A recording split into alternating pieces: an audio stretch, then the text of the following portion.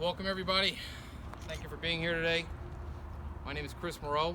I'm the Mid-Hudson Region Vice President for NYSCOPBA. I'm here today with a few members of the NYSCOPBA Executive Board.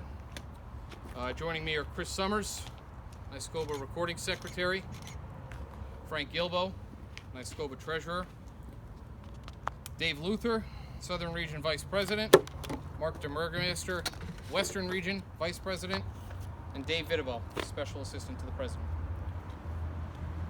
We're here today to discuss a disturbing trend taking place across the state, but in particular at Greenhaven Correctional.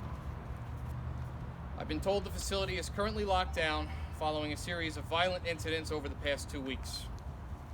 Greenhaven is a maximum security facility in Stormville, New York, which houses up to 2,000 of the most dangerous criminals from across the state. These are people who could not abide by the rules of society. Thieves, rapists, murderers that have victimized innocent people. They've been convicted by a jury of their peers and are now separated from the general public until they're ready to return to society. There's a lot of individuals that work in these prisons. Doctors, nurses, counselors, clergy, but the people I'm here to represent, the people I'm here for today, are the men and women of NYSCOPBA. Members of NYSCOPBA are sworn to maintain the care, custody, and control of these dangerous individuals. And in order to do so safely and effectively, they require the support of our elected leaders. But unfortunately, the New York State Legislature has failed them. Now, I'd like to make something clear, that this is not political spin. This isn't some dangerous narrative being pushed by an advocacy group. The proof is in the numbers. Here's some facts. As a baseline, the New York State prison inmate population has dropped from just under 55,000 in 2012 to just over 34,000 in 2020. With that in mind, assaults on staff are up from 524 incidents in 2012 to 1,047 incidents in 2020.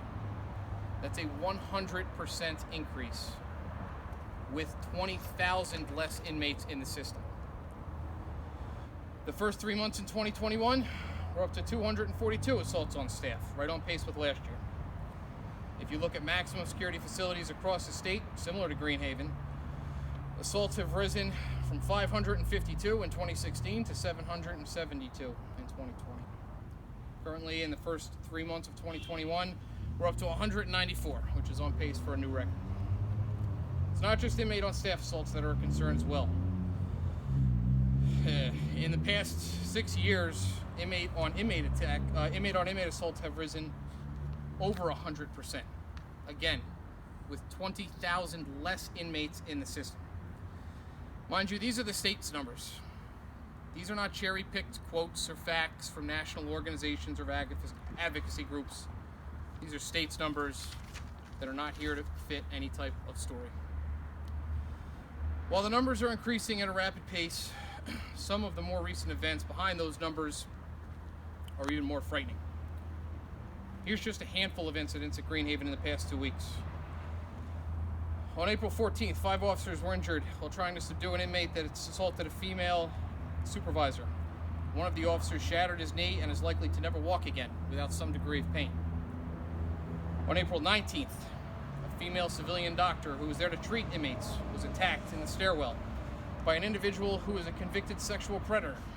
Had it not been for officers that were nearby to hear this innocent woman's screams, the outcome could have been much, much worse.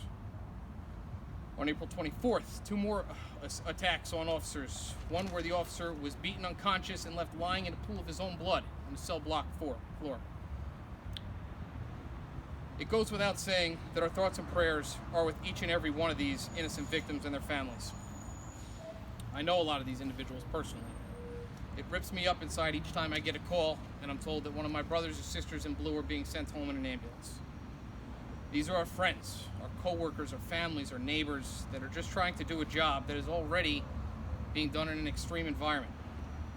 And the reason I stand here today is to let everyone know that we will no longer sit idly by. Something needs to change because no one deserves to be subjected to this type of hostile workplace. No one should have to come home and explain to their spouse why they have stitches or staples in their face. No one should have to explain to their kids that they can't play in the backyard because they have broken bones from work the night before. Sadly, incidents like these have become commonplace in New York State. These dangerous criminals are taking advantage of the situation, and even though they're incarcerated, they are still hurting innocent people. Unfortunately, these highlighted only a fraction of the dangerous working conditions the men and women of NYSCOPBA face each and every day. The latest challenge facing our membership is the impending implementation of the HALT legislation passed by the state legislature just last month and ultimately signed into law. The HALT legislation was and is based on a false narrative. The advocacy community and the legislators misled the public into believing that solitary confinement was used in the prison system, which is unequivocally false. The HALT legislation passed does nothing, absolutely nothing, to improve the lives of the individuals who reside in the prison system. It only emboldens the most dangerous individuals who will now use it to prey on the inmates and staff with absolute impunity. The special housing units, which the advocacy community continues to misrepresent as solitary confinement, often tethering them to Google images of prisons from third world countries or Hollywood movies, are actually a vital tool used to protect staff and other inmates from the most dangerous prisoners in our system, used only when all other disciplinary sanctions have been exhausted. Now, with HALT legislation being implemented, the violent predators that lurk inside the walls of the prison system have little to no consequences for their actions. This is not a fear-mongering tactic. This is not a political attack. These concerns are based on facts and numbers, not rhetoric. More innocent people will be hurt. More staff will suffer debilitating injuries. More inmates will fall victim to inmate-on-inmate crime. We've called on the legislature to address the rising violence in our prison systems. Our organization has advocated the legislature for years that the conditions are only getting worse and that we wanted safer working environments for not just the staff but for the inmates as well. But as you can see, these reforms have only led to more violence, more innocent people being hurt, and the impending implementation of HALT will only cause irreversible damage. So the time to act is now. The legislature has ignored our requests, our pleas, to truly educate them on what reality is for the men and women of NYSCOPBA. Instead, they've caved to false narratives and appear to have based their decisions based on emotion rather than facts. Our organization has no choice but to look into every possible avenue to correct the injustices that have occurred, whether it be legal recourse or a campaign to correct the public record. We will do whatever is necessary because we have the truth on our side, and the facts speak for themselves. I will now gladly take any questions. What's going on in particular at Greenhaven where we're seeing this, specific rise in assaults against corrections officers? I know you said it's happening statewide, but there seems to be a focus on this particular facility. I'm using Greenhaven right now as an example because at the moment they are the most acute facility with regards to prison violence. In the past 2 weeks, the assaults have been particularly heinous, sending multiple officers and staff to the hospital. It is, without a doubt, a result of the lax disciplinary system that has been watered down since the Annucci settlement in 2013, and these issues are now being exacerbated by HALT. It's emboldened the inmates because they realize that there is little to no actions that will be taken as consequences from a consequential standpoint. Greenhaven is currently locked down because it became so bad they needed to just press the pause button, hit the reset, and they are currently going block to block as they look for weapons contraband, which is flowed in the system with absolute reckless abandon. Now, the female CO who was attacked the other day, should COs go in pairs from now on? I would love a working environment where COs were able to pair off. Unfortunately, the staffing conditions in our facilities are so depleted that it's strictly a logistical impossibility. And is that because the state won't let you hire more? As I understand it, it is a division of budget issue. It's a funding issue. We've walked with the state. The state agrees. New staffing would be nice, but at the end of the day, with staffing comes extra funding. You know, we would be glad for a legislator to step forward and get us that extra funding, but right now we don't have it. And a good majority of the situations in which people are getting hurt is because they don't have somebody watching their back because the staff simply isn't there. And what about vaccinations? We hear reports that they're not being doled out as they should be. With regards to staff or Staff and/or inmates? I cannot speak to the inmate distribution. I'm not sure. That's something that I'd probably have to refer to docs. Staff is the general public. The numbers that you see in the general public in regards to vaccination rates are probably similar. I don't have those numbers in front of me, so I can't really speak specifically. But we are members of the general public. We're your neighbors. So odds are, if you got half your neighbors getting vaccinated, you probably have about half the prison staff getting vaccinated. So I would think that a CO would want to get vaccinated in light of what could be spreading around there. Everyone makes their vaccinations decisions based on their own personal health and circumstances. Unfortunately, I can't speak to each and every one of them. At this point, what is the request from our elected officials? Take another look at the HALT legislation and I think other measures to protect COs? Yes, I think HALT needs to be walked back.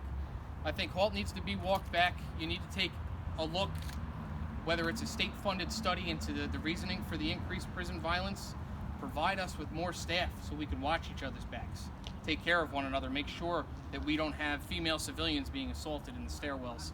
The disciplinary system and our staffing are the primary reasons that the violence continues to rise, with addition to the fact that it's become almost an annual tradition to close prisons, which leads to the stockpiling of the inmates.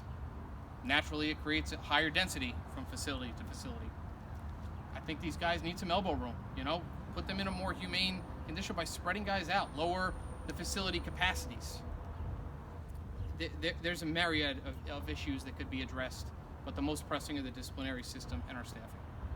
I would also imagine that it's more difficult to hire new COs when they're available because they hear what's going on and they might be Absolutely. That's something that's unfortunately taking place with all law enforcement agencies. Is there's just an all-time low of morale.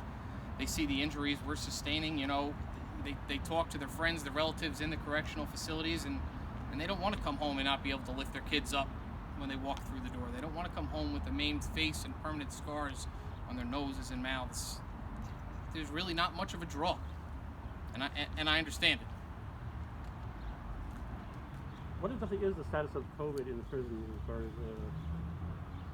In regards, with regards to inmate numbers, again, I'd have to punt that to docs themselves. They keep accurate tabs. I know the numbers have come down quite a bit for COs, but it's still there. We saw it in the fall. The numbers always lurk. They could pop back up at any time, which makes these rises in inmate assaults all the more unfathomable, because we are naturally spacing everyone out. We're doing what we can to take the proper precautions to make sure there's an allowance for social distancing, and despite that, the numbers are still going through the roof. do you have any figures on how many you said the last couple of weeks has been a couple of Greenhaven. Do you have any idea of how many? I can tell you that in the first 3 months of the year, we are up to 194 assaults on staff, which again, that's statewide, or? that's statewide, which will put us at an all-time record for the department at this pace. Do you have anything that broken down in Greenhaven though, or? Greenhaven specifically, I do not. No, not at the moment.